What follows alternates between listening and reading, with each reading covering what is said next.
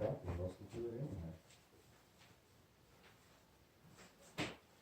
Good evening. My name is Jerry McKenzie, and I'm here to talk about the topic of being Black and successful in America, and do we have the resources? Personally, I do believe we have the resources.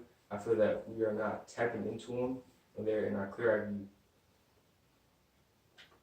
One of the key skills to being successful is to know the impact of how you carry yourself.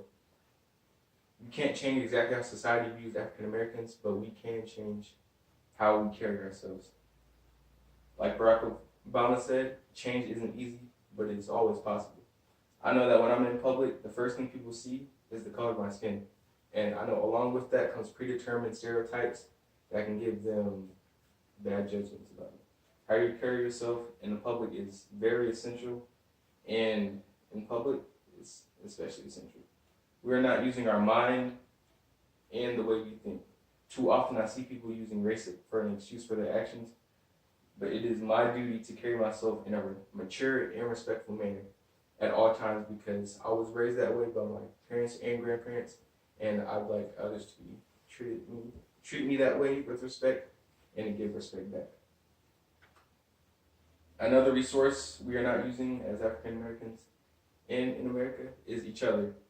And society is controlled about social media, and people would rather text each other through Facebook or Instagram rather than having a one-on-one personal conversation.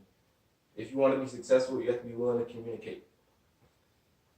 In society, mental health is becoming a great issue.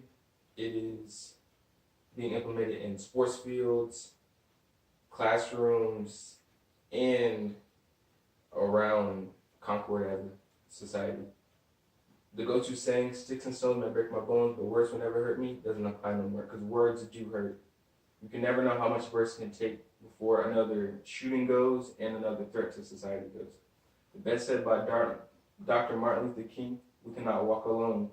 And as we walk, we must make a pledge that we shall always march ahead and never march ahead. We cannot turn back."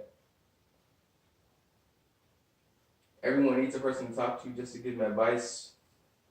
Good examples are parents, counselors, and mentors. The final resource we don't use is our time. We don't manage our time the way we should. Now, there's still going to be 24 hours in the day, and time is still running out fast, but it's how you manage your time that determines if you use it wisely or not. That's said by Oprah Winfrey, "You can have it all, just not all at once."